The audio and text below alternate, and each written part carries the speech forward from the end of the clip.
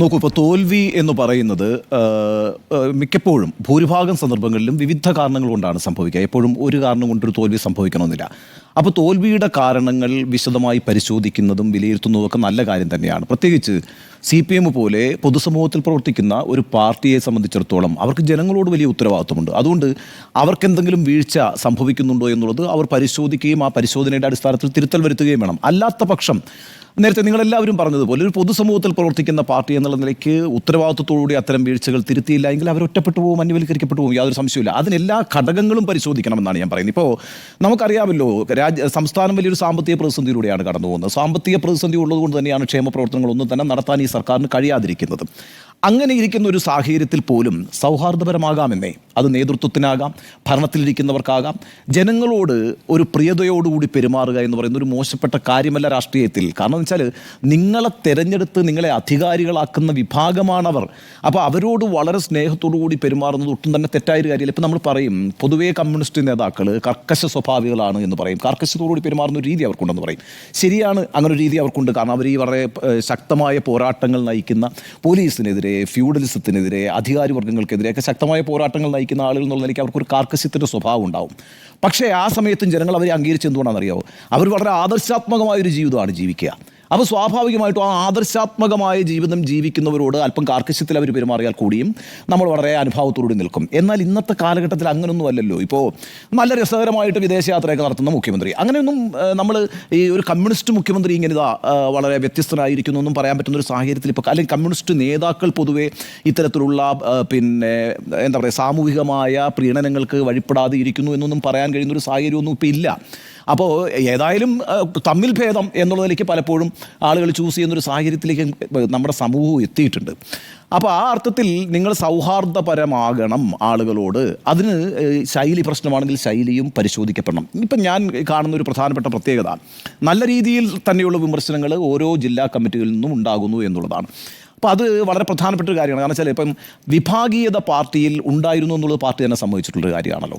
എന്നാൽ വിഭാഗീയത അവസാനിച്ചു എന്നും പാർട്ടി കോൺഗ്രസ് വിലയിരുത്തിയിട്ടുണ്ട്. വിഭാഗീയതയുടെ ഒരു കാലഘട്ടം ഞാൻ ആലോചിക്കുമ്പോൾ അത് ഒരു പാർട്ടിക്കും വിഭാഗീയത നല്ലതല്ല എങ്കിൽ കൂടി നമ്മൾ കോൺഗ്രസിനെ കുറിച്ച് പറയുമ്പോൾ പറയും കോൺഗ്രസിൽ ഈ ഗ്രൂപ്പാണ് കോൺഗ്രസ് രാഷ്ട്രീയത്തിൻ്റെ ശക്തി എന്ന് പറയും. എന്തൊക്കെ പറഞ്ഞാലും വിവിധ ഗ്രൂപ്പുകളായി നിൽക്കുന്നതുകൊണ്ടാണ് കോൺഗ്രസിൽ ജനാധിപത്യം നിലനിൽക്കുന്നതെന്ന് പറയും. ഗ്രൂപ്പാണ് കോൺഗ്രസിൻ്റെ ശക്തി എന്ന് കോൺഗ്രസിൻ്റെ നേതാക്കൾ തന്നെ പറയുമല്ലോ.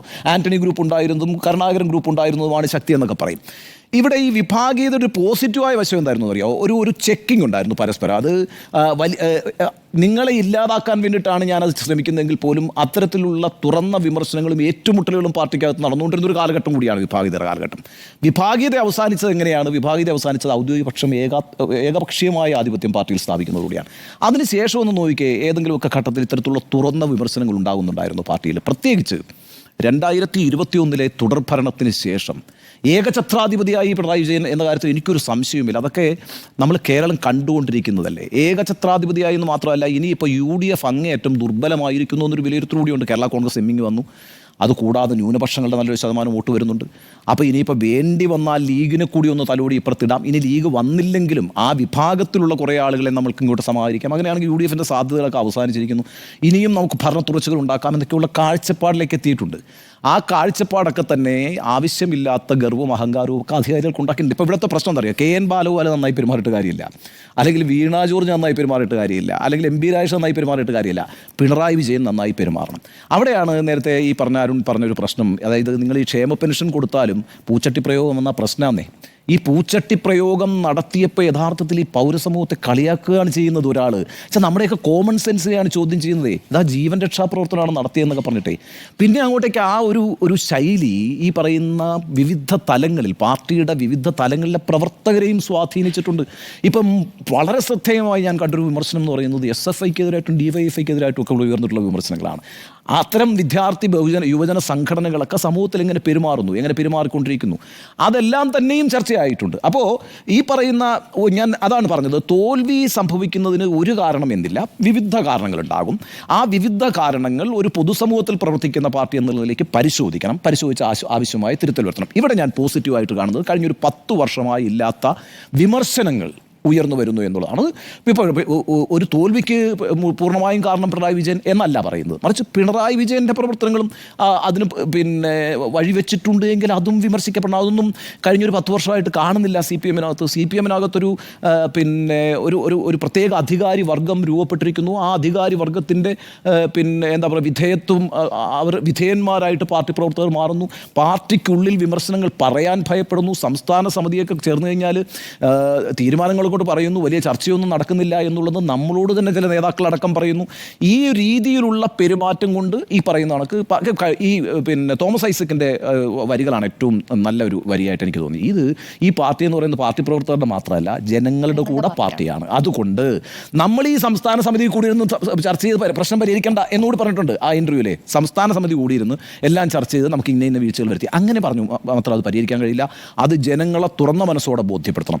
അവരെന്ത് പറയുന്നു എന്നൊരു ചെവിയും കൂടി വെക്കണം എന്ന് തോമസ് ഐസക്ക് പറഞ്ഞിട്ടുണ്ട്. അപ്പോൾ ആ അർത്ഥത്തിലൊക്കെ അത് ഈ സംസ്ഥാന സമിതി കൂടുതൽ മുമ്പാട്ടോ തോമസ് ഐസക്ക് ആ ഇൻ്റർവ്യൂ കൊടുത്തിരിക്കുന്നത്. അതൊന്നും ചെറിയ ഡെവലപ്മെൻ്റ് അല്ല, ചെറിയ ഡെവലപ്മെൻ്റ് ആയിട്ട് കാണരുത്. അപ്പോൾ നമുക്ക് തൊട്ടുതല ദിവസമാണ്. അപ്പം നമ്മൾ ഈ പറയുന്ന പാർട്ടിയിലെ ലോക്കൽ കമ്മിറ്റി, ബ്രാഞ്ച് കമ്മിറ്റി മുതൽ ലോക്കൽ കമ്മിറ്റി മുതൽ ഏരിയ കമ്മിറ്റി മുതൽ ജില്ലാ കമ്മിറ്റികൾ മുതൽ ഈ പാർട്ടിക്ക് ജനങ്ങളിൽ നിന്ന് അകന്നു പോകുന്ന രീതിയിൽ എന്തൊക്കെയോ സംഭവിച്ചുകൊണ്ടിരിക്കുന്നു ആശങ്ക ഉണ്ടാവുകയും ആ ആശങ്കയെ അവർ വെളിപ്പെടുത്തുകയും ആ വെളിപ്പെടുത്തലിൻ്റെ അടിസ്ഥാനത്തിൽ നേതൃത്വം ചോദ്യം ചെയ്യപ്പെടുന്നുണ്ടെങ്കിൽ അതൊരു നല്ല കാര്യമാണ്. കാരണം എന്താ വെച്ചാൽ ഞാൻ എപ്പോഴും പറയും, ഇടതുപക്ഷം ആവശ്യമാണ്, ഈ സംസ്ഥാനത്തിന് ആവശ്യമാണ്, ഈ സമൂഹത്തിന് ആവശ്യമാണ്. അപ്പോൾ അതുകൊണ്ട് അത് നശിച്ചു പോകാതിരിക്കുക എന്നുള്ളത് വളരെ വളരെ അത്യന്താപേക്ഷിതമാണ്. നമ്മുടെ ഈ പ്രോഗ്രസീവായ സമൂഹത്തിൻ്റെ മുന്നോട്ട് പോക്കിന് വളരെ അത്യന്താപേക്ഷിതമായൊരു ചേരിയാണ്. അത് സംസ്ഥാനത്ത് മാത്രമല്ല രാജ്യത്തും ലോകത്തുമൊക്കെ ഇടതുപക്ഷം എന്ന് പറയുന്നൊരു ചേരിയുണ്ട്. ആ ചേരി അനിവാര്യമാണ്. അപ്പോൾ അതുകൊണ്ട് ഇവർ ഇപ്പോൾ ശരിയായ വിമർശനങ്ങളിലേക്ക് വരാൻ കഴിയുന്നുവെങ്കിൽ വരട്ടെ. ആരെയും ഭയപ്പെടാതെ, ആർക്കും വിധേയമാകാതെ വിളിച്ചു പറയേണ്ട കാര്യങ്ങൾ വിളിച്ചു പറയട്ടെ. അത് കമ്മ്യൂണിസ്റ്റുകളുടെ ഒരു ആർജവമാണത്, കമ്മ്യൂണിസ്റ്റുകളുടെ രീതിയാണത്. അവരത് പറയുന്നവരാണ്. ആ പറയുന്നവരെ അച്ചടക്കത്തിൻ്റെ വാൾ ഉപയോഗിച്ച് അല്ലെങ്കിൽ വടി ഉപയോഗിച്ച് അമർച്ച ചെയ്യുന്ന ഒരു പ്രവണത പാർട്ടിയിൽ രൂപപ്പെട്ടിട്ടുണ്ട്. ആ പ്രവണതയാണ് അവസാനിപ്പിക്കേണ്ടത്. ആ പ്രവണത അവസാനിപ്പിക്കണമെങ്കിൽ ചില വിഗ്രഹങ്ങൾ ചോദ്യം ചെയ്യപ്പെടുന്നതാണെങ്കിൽ ചോദ്യം ചെയ്യപ്പെടുക തന്നെ വേണം. അത്തരത്തിൽ വിഗ്രഹഭഞ്ജകരാണ് കമ്മ്യൂണിസ്റ്റുകൾ എന്ന് പറയുന്നത്. അപ്പോൾ ആ വിഗ്രഹഭഞ്ജനം ആരംഭിച്ചിട്ടുണ്ട് എങ്കിൽ, അത് അടിത്തട്ടിൽ നിന്ന് ആരംഭിച്ചിട്ടുണ്ട് എങ്കിൽ അത് നല്ല സന്ദേശമാണ് നൽകുന്നത്, പുറത്തേക്ക് നൽകുന്നത്. അത് ഈ സംസ്ഥാനത്തെ ജനങ്ങൾക്കൊരു പ്രതീക്ഷ നൽകുന്ന കാര്യം കൂടിയാണ്. അപ്പോൾ അതുകൊണ്ട് ഈ പറയുന്ന ഇപ്പോൾ നടന്നുകൊണ്ടിരിക്കുന്ന എല്ലാ വിമർശനങ്ങളെയും ഞാൻ വളരെ പോസിറ്റീവായിട്ട് കാണുന്നു. കൊള്ളേണ്ടടുത്ത് തന്നെ കൊള്ളേണ്ട കൂരമ്പുകളായിട്ട് തന്നെയാണ് ഞാൻ ഈ വിമർശനങ്ങളെ കാണുന്നതും വിലയിരുത്തുന്നത്.